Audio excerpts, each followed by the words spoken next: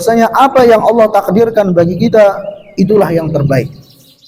Ya, itulah yang terbaik. Dalam Al-Quran Allah Subhanahu wa taala berfirman, "Wa 'asa an takrahu syai'an wa huwa khairul lakum." Yang artinya bisa jadi Anda itu membenci sesuatu padahal sesuatu itu ternyata baik bagi Anda. Ya. Jadi kadang kita membenci sesuatu padahal ternyata pada akhirnya kita paham, oh ini ternyata baik bagi saya. Ya, wallahu ya'lamu wa antum la ta'lamun, lanjutan ayat ini. Dan Allah Maha mengetahui sedangkan kalian tidak mengetahui. Ya. Contoh misalnya, kadang ada orang ketika lagi sehat-sehatnya dia banyak terjerumus ke dalam dosa dan maksiat. Ketika lagi sehat-sehatnya dia ya begitu jauhnya dari Allah Subhanahu wa taala. Tapi ketika dia tertimpa musibah, tertimpa penyakit misalnya, di sana dia baru nyadar diri bahwasanya selama ini dia sudah terlalu jauh dari Allah. Selama ini dia sudah banyak terjerumus ke dalam dosa-dosa dan maksiat.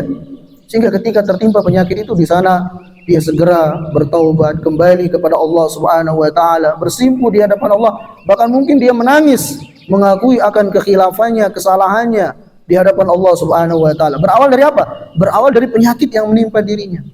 Sehingga tatkala sembuh dari penyakitnya itu kondisinya jauh lebih baik daripada sebelum terkena penyakit. Nah ini. Jadi wa asa an takrahu syai'an wa huwa khairul lakum.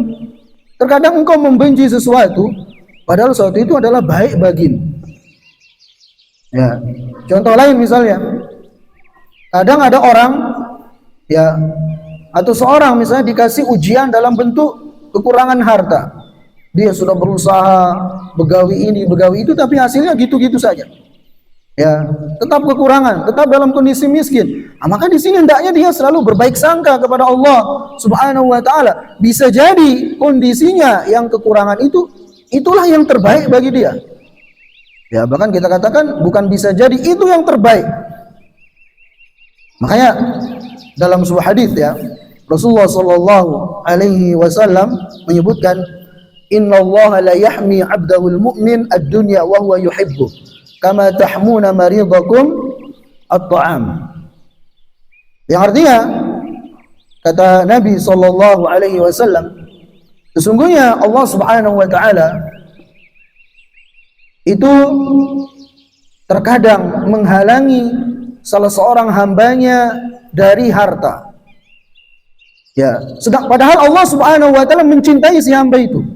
Tapi Allah Subhanahu wa taala halangi dia dari harta. Kama tahmuna maridakum at-ta'am.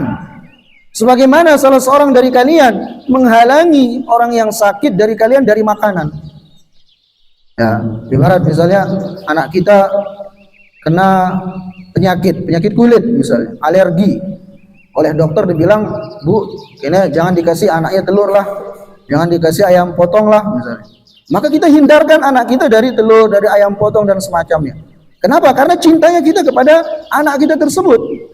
Nah, begitu pula kata Nabi sallallahu alaihi wasallam, terkadang Allah Subhanahu wa taala menghindarkan dari hambanya harta benda karena Allah Subhanahu wa taala tahu si hamba ini kalau kaya raya bisa jadi ahli maksiat, bisa ngelunjak, ya bisa dia gunakan harta bendanya itu untuk hal-hal yang tidak diridhai oleh Allah Subhanahu wa taala. Maka Allah Subhanahu wa taala hindarkan dirinya dari harta. Ya. Artinya ini bukan berarti kemudian kita bermalas-malasan begawi, enggak juga.